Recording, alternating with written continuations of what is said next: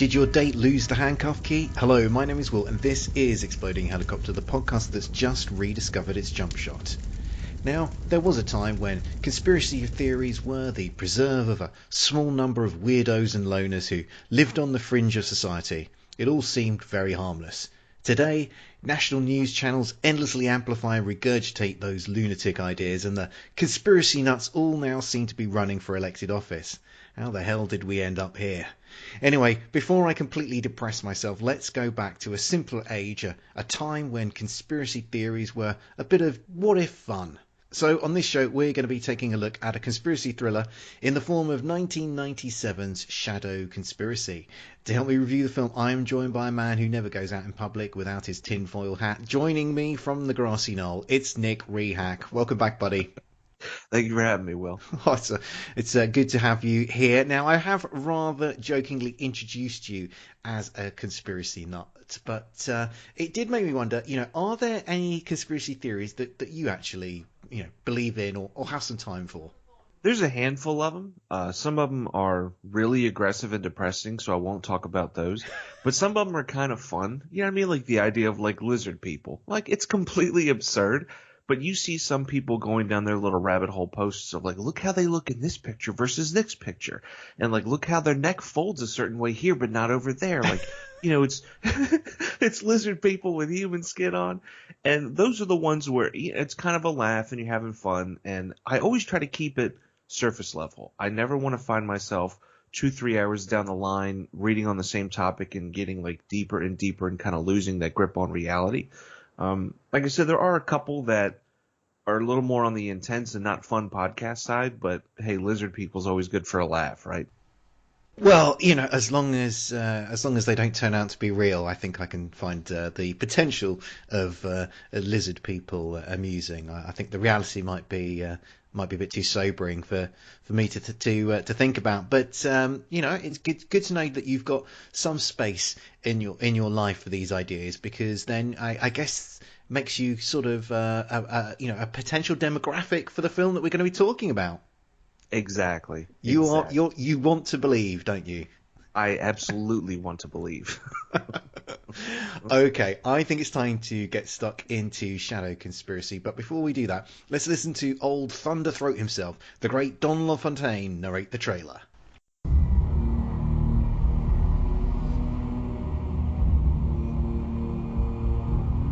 They met in secret. They forged an alliance. They spoke of treason. Bobby Bishop, please. Mr. Bishop's unavailable. I must speak with him immediately. It's a matter of life or death. Something terrible is happening inside the government at the highest level. A White House aide. They killed Yuri Pachenko. Where are you? I'll come get you. An investigative reporter. Listen, Amanda, that conspiracy piece you wrote, Bobby Bishop says he can confirm that story. Each holds a piece of the puzzle. What were your sources? Bobby, what just happened? Something about Shadow. To a conspiracy Bobby, I've been ordered to bring you in. Where are you? that could topple the government. Pachenko tried to warn me about something going on at the White House. Together, they had less than 12 hours to unravel a mystery. God, Bobby, what are we going to do? There's a chance I can stop him. The future of the country is in our hands.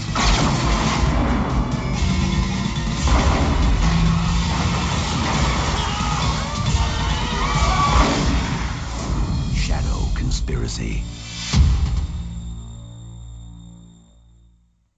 Charlie Sheen plays a presidential aide who runs into an old professor who tells him of a secret plot to assassinate the president. But before Sheen can learn anything more, his friend is shot and killed. Charlie then turns to an old friend who works as a reporter at an influential newspaper. After they uncover a conspiracy to kill many high-level government officials, they must race against time to stop the murderer. In the cast we have Charlie Sheen, Linda Hamilton, Donald Sutherland, Stephen Lang, Ben Gazarra, Sam Waterston and Gore Vidal, of all people.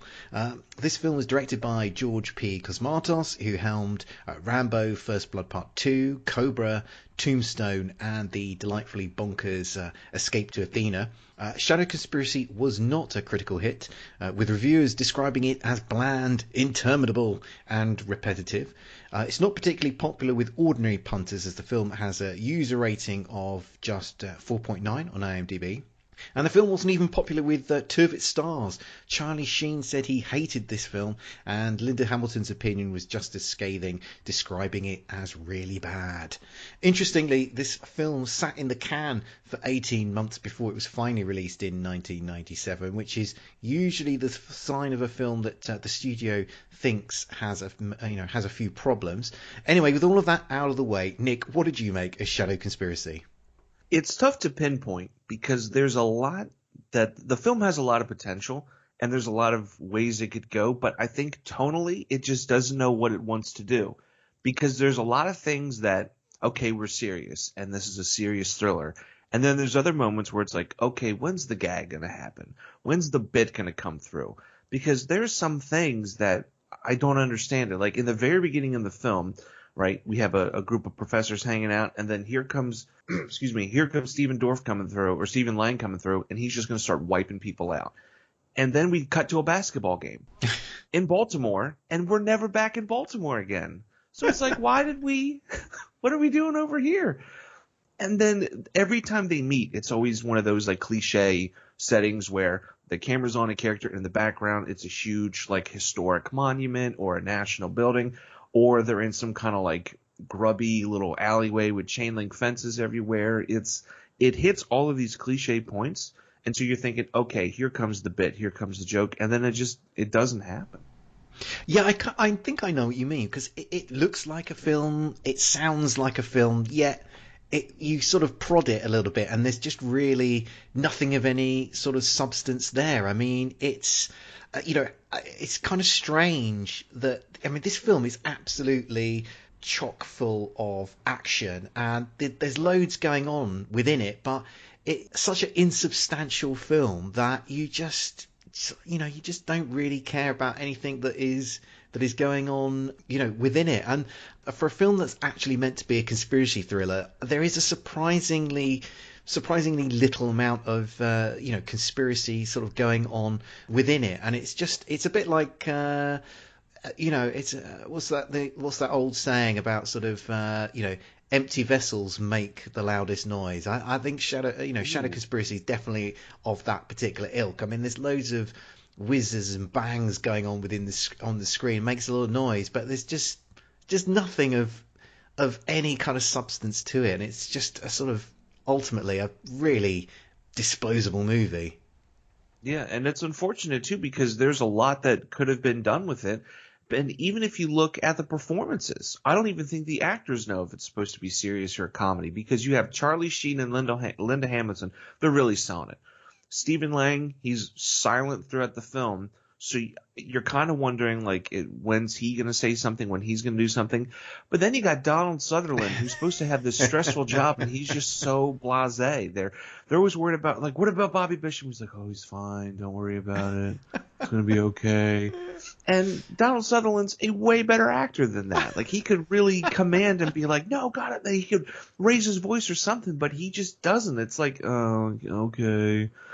Oh, I guess he's like Snuffleupagus almost, and everybody's trying to figure out what the hell's going on. I think Donald Sutherland is a bit better than that in this movie. I mean, I think he realizes this is not a good film, and there are quite a few moments within the film where I feel like he's enjoying himself, even despite the fact that he knows this is not going to be a film that many people are going to be talking about when they are writing my obituary or anything. But it's kind of interesting that you bring him up, because there was an element of this film that I did want to kind of get your view on, which was, what do you think sort of Donald Sutherland like fancied Charlie Sheen?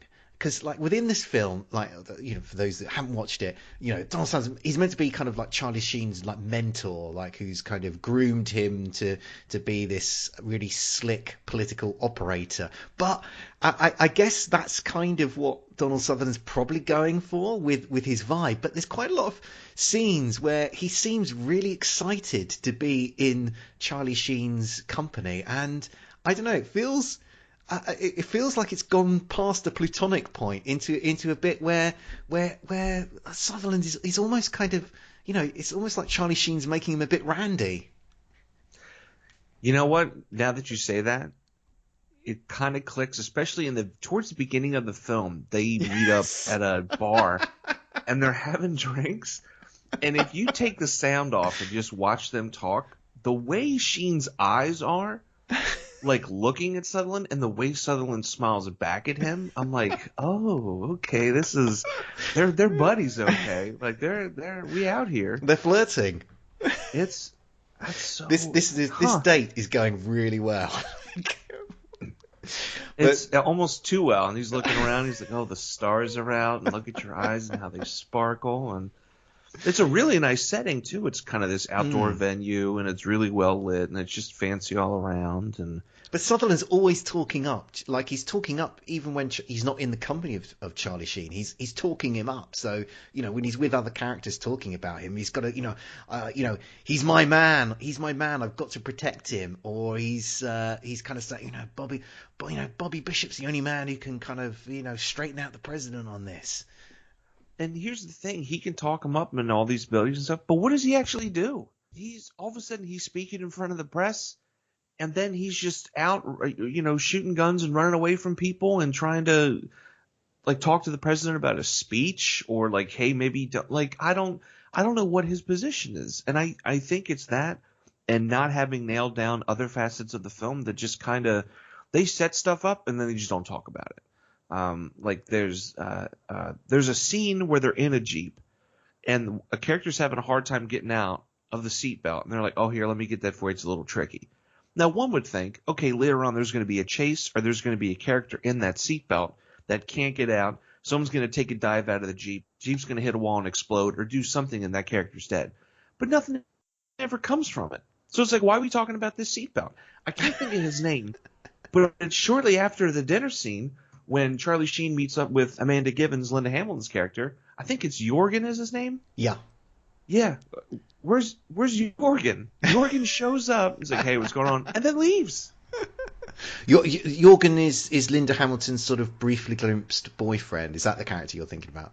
Yes. Yeah. I mean that's a strange part of the film. I don't know why they bothered to include that. And also the casting of Jorgen was very strange as well because he looks like he should be. He looks a bit like. Who's Hans Gruber's main sidekick in Die Hard? I forget his name, but he really looks like that guy with the long hair who's stalking Bruce Willis throughout that film. But let's talk about one of the other characters in this movie. We got Stephen Lang playing this hitman who is working for the kind of the villains in this particular film, and he is completely mute with throughout the whole film. So he is silent, and he just strides around the film in this very conspicuous ankle length white trench coat, which I don't know what you thought, Nick. I thought probably if I was a top assassin, I probably wouldn't wear a coat that is quite so distinctive if I was going about my job trying to kill people discreetly. Oh, absolutely not. I'm trying to blend in. And here's what's even weirder. He's got that big trench coat. It's not like he's got some like crazy tactical outfit on or something to store a lot of weapons. It's literally a T-shirt tucked into a pair of jeans. There it is. So why not just bomb around in that? You know what I mean? Like, what's the sense of this jacket? It's almost like they're trying to make this like intimidating Terminator type character because he's silent and he's kind of methodical and specific on how he'll like move his head.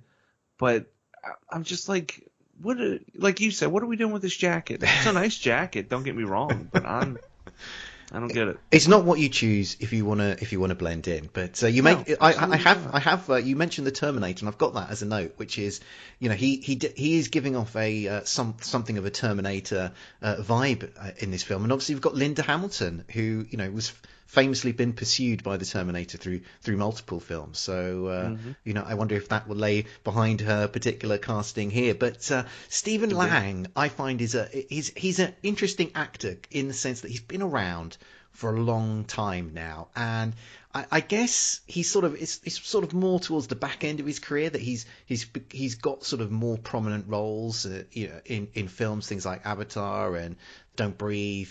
But he's got, as I say, he's got a long career going back to the 80s, and one thing is really bizarre, because I was looking through his filmography, is I don't think there are many actors who look so different at the beginning of their career as they do at their end, because I saw that he was in the film Manhunter, which I know is a favourite of yours. Love Manhunter, Nick, and he looks completely different in that film than he does in the sort of later stages of his career. And I think what it is it's his curly hair. He's got phenomenally curly hair. Yeah. In Manhunter, it's an absolute shock of tight curls. And I saw him in another film recently, Guilty as Sin, which is directed by, what's his name? Can't remember. I think Sidney Lumet directed that. And again, really curly hair. It looks completely different. It's almost like the early part of his career belongs to a different actor, because he just looks so different, and I can't put the two, like the current day Stephen Lang, together with the kind of the films that he was making back in the 80s and 90s. No, because even with curly-haired Stephen Lang, his whole persona is completely different too, not just even his visual appearance. When he's in Manhunter, he's this kind of slick, snide reporter, just a real cheesebag journalist, not even that. And that's just who he is, kind of weaselly. And if you look at him in other films, he kind of gives off that same vibe. But as soon as the curly hair is gone and like the facial hair comes out, he's like cool and calm and collected. He can play, a president. He can play a military type figure that he's ended up playing a lot in his later career. But sometimes it just takes people that second half. Like look at Christoph Waltz. He didn't do a lot, and then you play a Nazi, and bam, you're back in it, and everybody loves you.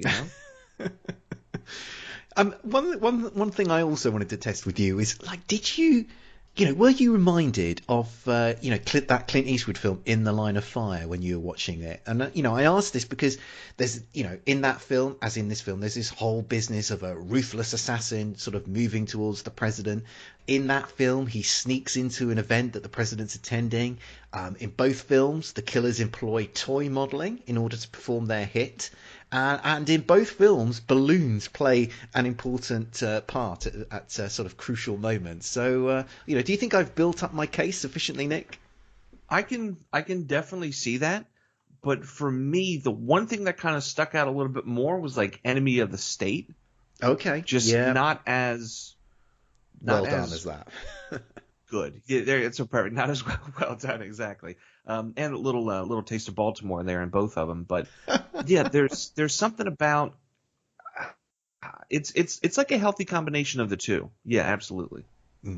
Now, this is a conspiracy thriller, and the film even has conspiracy in the title. But I'm going to put it to you, Nick, that this is a conspiracy thriller without actually a conspiracy. I mean, sure, the plotters want the president dead, but can you actually tell me why they want him dead? The only thing I can think of is from the very beginning, he's talking about his speech, and he wants to cut military spending, and he wants to make these radical changes. And I think it's the powers that be are just happy with the status quo. Anytime the country is at war, it makes more money for government friends and political friends, sure, but still more money in general. So I think that's the conspiracy, is that this president's going to make radical changes and improve the lives of society for the better. They don't want it, so they're going to take him out. But even then, if they're just finding out about this speech, how would it – assumedly this plot would have taken some time to put it together. So why bring him all the way in just to do that conspiracy bit? You know what I mean? That's the only thing I can think of, is just he's making radical change and they don't want it. But even then, is that really a good enough reason? Hey, you're making changes. Rather than stifle him politically or do a gridlock like they would at the Capitol, just Yeah, I don't know. I completely agree. There is this mention, as you say, there's this mention of he's going to basically freeze these contracts, but they're never quite really defined, like what those contracts are for, and it's certainly not clear, like why are so many members of the president's like senior cabinet like against the freezing of these contracts. Like, I guess the implication is they've got their snouts in the trough. There's some sort of kickbacks going on, but it's never mentioned. It's never fleshed out. And as you were saying, given that so many senior members, the vice president's against it, the chief of staff's against it, there's that early scene, like loads of other like political heavyweights in the room, they're all against it. So, like, there's no way if all of these people in the president's own government are against it, how is he's never going to get this through the Senate? He's never going to get this through Congress. So, I mean, as you say, why do they need to bump off the president? They just jam him up in the legislature, and nothing would change, nothing would happen, and you wouldn't have to hire trench coat wearing hitmen to take out the president. Yeah, and it's not like we know, this is his second term, and he's kind of losing grip, and everybody's like, okay, well, let's hold on a second, and they start to reel him in. We don't know where he is in his term, but even so, the vice president, he's kind of picking his running mate, so you think they'd have some stuff in common, or at least he'd be on their side. The president also picks his own not heads of state, but his own cabinet members. The president picks the cabinet members, and then they're confirmed by the Senate. So, like, why would he pick all these people that are against him?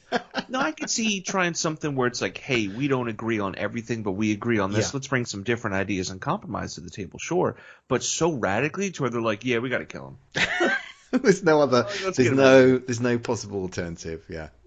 But I mean, there are quite. That's just one of many sort of rather silly and stupid sort of moments in this film, and I don't want to go through them all here, it'd be too depressing.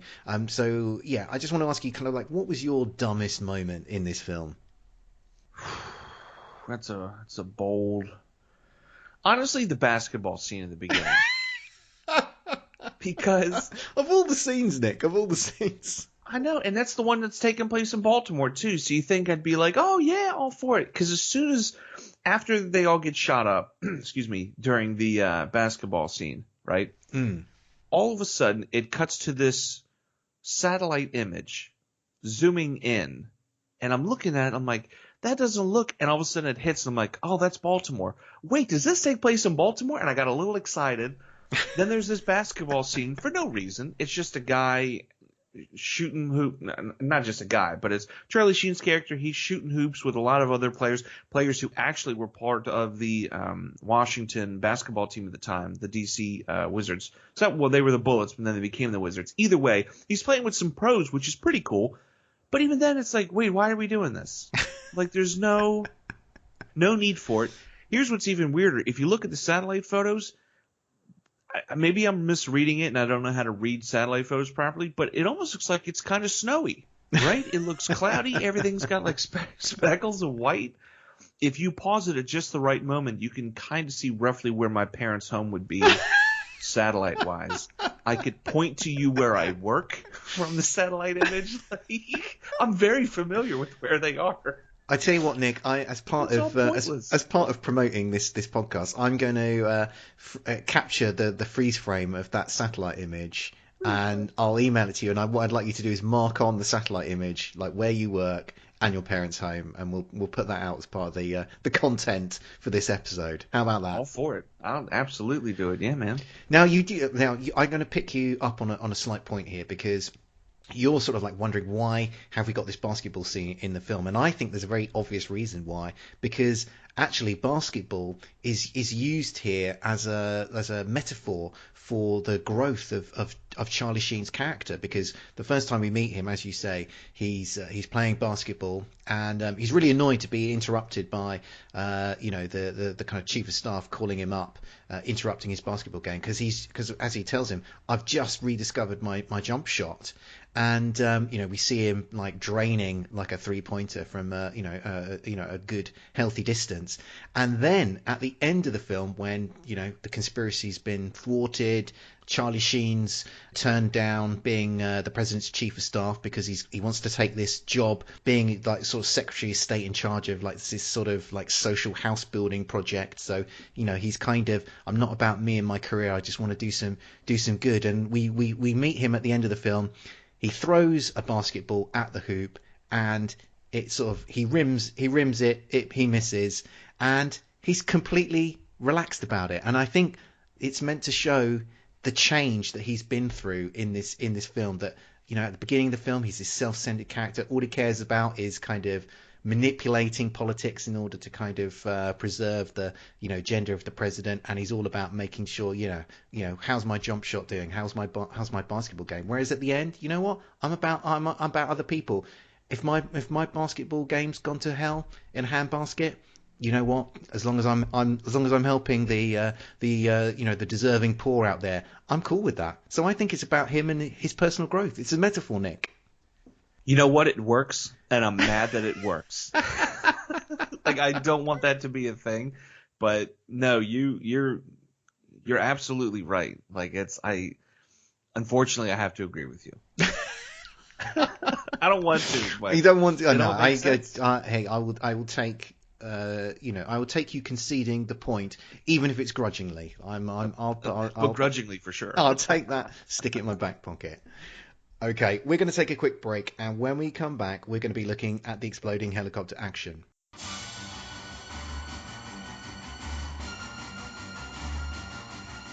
She was an American scientist on an expedition in Africa. But when she discovered a plot... There's no way this could happen naturally. ...to take over the country... Of course, you do know about the prediction. The water will go bad and people will die. She had to be silenced. Got some bad news, Joe. What her captors didn't expect... Tell him you can't do anything? ...was a visit from her husband. I really need your help in this. Where's my wife? And he would stop at nothing. I gotta find her, man. To get her back. We'll find her. He was outnumbered. My resources might surprise you. Outarmed. Let's see how good you are. Outranked. A real screwed up mind to figure out this game. Outrageous. And out of control. Lethal Ninja. We're back, and now we're looking at the exploding helicopter action. This occurs at the climax of the film. The president is attending a children's charity fundraiser. This allows Stephen Lang's hitman to enter the venue carrying what appears to be a present for one of the children attending the event. But in actual fact, the gift turns out to be a remote-controlled toy helicopter equipped with machine guns, which suddenly emerges out of its wrapping in the middle of the ceremony. The helicopter opens fire on the guests as Lang pilots it towards the president in order to bump him off. To avert the assassination, Charlie Sheen is forced to improvise and yanks at a cord that releases a net filled with party balloons. These fall down on the kilocopter, causing it to crash into the ground and suddenly explode. Nick, what did you make of the exploding helicopter action? Well, when I was watching this movie, every so often we'd see a helicopter in the distance, and I'm like, okay, here we go, this is it, and then it just wouldn't be. We're getting towards the end of the movie, and I'm like, man, is the helicopter just going to come through the building? Like, what's going to happen here? So when all of a sudden I see Stephen Lang pull out a little remote, and it cuts to the box, and a helicopter shows up, I immediately start laughing. It might be my favorite exploding helicopter that I've looked at since doing this show, but it was so absurd. It was so absurd to see this buzzing around.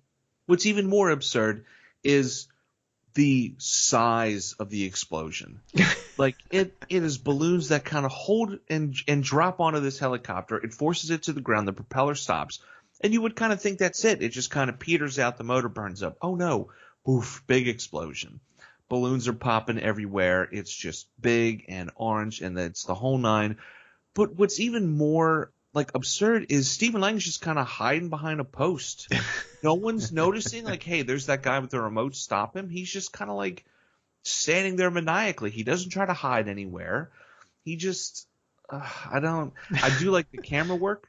I like how we go from shots of like point of view of the helicopter to watching the helicopter come sliding in. There's a lot of ammo on that helicopter too. Yeah, like, it makes no machine sense, does it? It makes no sense how much ammunition there is on that helicopter, because it's not big. I mean, it's the box he's carrying it is, he's just carrying it very easily under his arm. Mm-hmm. but somehow it's got like some sort of mini guns worth of ammunition in there. Yeah. And I'm just like, because I thought maybe, okay, he's got like some guns in there. Or he's got a little mini arsenal. He's going to start taking people out. But no, it's just a children's helicopter that he's outfitted with machine guns. But then the more I think about it, why were there balloons there to begin with? It's a children's fundraiser, right? It's not a political speech. It's not some big announcement where the balloons come down and they play Celebration. Like, why were there so many balloons there? Like, what? Well, I mean, you've got questions, I've got questions, because I was wondering, well, how is Stephen Lang going to kind of escape after pulling off this particular hit? Because the president's security detail are all there. I mean, they obviously proved to be completely ineffective during this particular sequence. So maybe he's just relying on their incompetence to be able to safely escape. But equally, if this is a conspiracy thriller, who are they going to pin the blame on? Like, you would think, well, if we're gonna this is a conspiracy thriller, you'd think they'd have some sort of patsy, set up as a fall guy, or they would want to pin the blame on some group who've got nothing responsible for this incident, but would further the aims of the people behind this particular conspiracy. But he's just going to bump off the president with a toy helicopter, and we're not going to worry about how he escapes. We're not going to worry about who gets the blame for this. It's a sequence that raises an awful lot of questions, I think, with the viewer, if assuming that you haven't sort of mentally checked out of the movie by this point. See, I didn't even think of that. The only thing I can think of is if the helicopter goes in one direction, explodes. Lang is in enough of a suit where he can kind of duck out the side and pretend like he's a staff member or something like that, or just force his way out, because he's done that the whole in the very beginning when he starts chasing Charlie Sheen. He goes to an elevator, just yanks this woman's hair, rips her in an opposite direction to get onto the helicopter. So he's not afraid to just forcefully remove people from the situation so he can continue on about his, wrath. But at the same time, like, if that were to fall apart, who's the fall guy? Who's the patsy? Who's the Lee Harvey Oswald, if you will? Yeah, definitely. Now, we always like to tell you, our listeners, about points of interest about the helicopter explosions that we see in films that we are reviewing. And some of you might be wondering, like, is this a unique exploding helicopter in a film? Is this this is a kind of like toy model aircraft helicopter that is exploding here? So Nick, how many other films do you think there are where model helicopter aircraft explode? I'm going to say over 5, under 10. Well, you're not. Just shows you how your knowledge of exploding helicopters is growing, whether you like it or not, because you're not a million miles away. There's actually only 2 other films which have exploding model helicopters in. So there is a Joe Dante film. I don't know if you've seen Small Soldiers. That has. Oh my God! Yes. Oh man, that has a good one. That has a good one in. And then there is an amazing one from a 1987 film, I think it is, with Fred the Hammer Williamson, called The Kill Reflex, where it's a really I'll send you the clip, Nick. It's a really Kill Reflex. Yeah.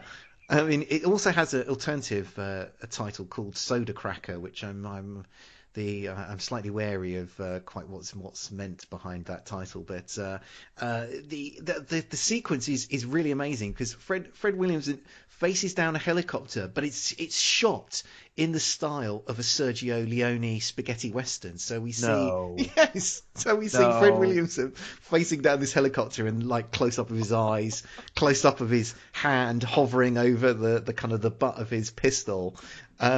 It's a very bizarre sequence, but yeah. Are you ready though, Nick, to continue your exploration of films with exploding toy helicopters? Oh, I am. And now that you've said Small Soldiers, I really want to go back and rewatch that movie because I used to watch that a whole lot on VHS. So I'd have to rip back into there and see what's going on. Well, Nick, you may have chosen the next film that we do on the podcast. I'm not against it. Okay, I think that just about wraps things up for this show. Nick, thanks for joining me once again. Before you go, do you want to plug anything in particular? Yeah, just two quick things. I was on the Movies, Films, and Flicks podcast with Mark Hoffmeyer, and we discussed scenes where a character jumps in slow motion to catch something or someone. Episode 451. We had a lot of fun there. And recently, I've been showing up more and more on the Lambcast. Will, you and I were just on the episode for Movie of the Month, where we discussed the Texas Chainsaw Massacre, a film that I championed in a conversation that I guess hosted. And I had a lot of fun. And yeah, check those two out: Movies, Films, and Flicks, and the Lambcast. As always, don't forget to check out the Exploding Helicopter website for more reviews and information about films where helicopters explode. We'll be back soon. But until then, keep watching the skies for those exploding helicopters.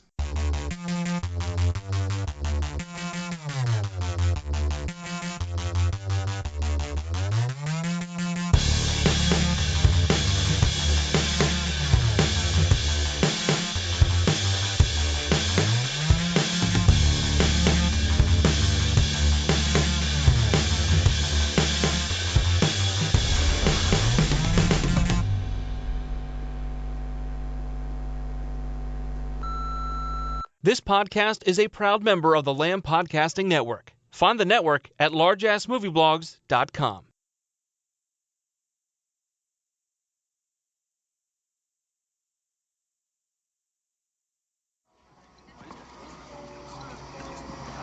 Boy, oh boy, you are some kind of big shot. I could have sworn it was just last week you were stuffing envelopes and licking stamps. It was last week. Was.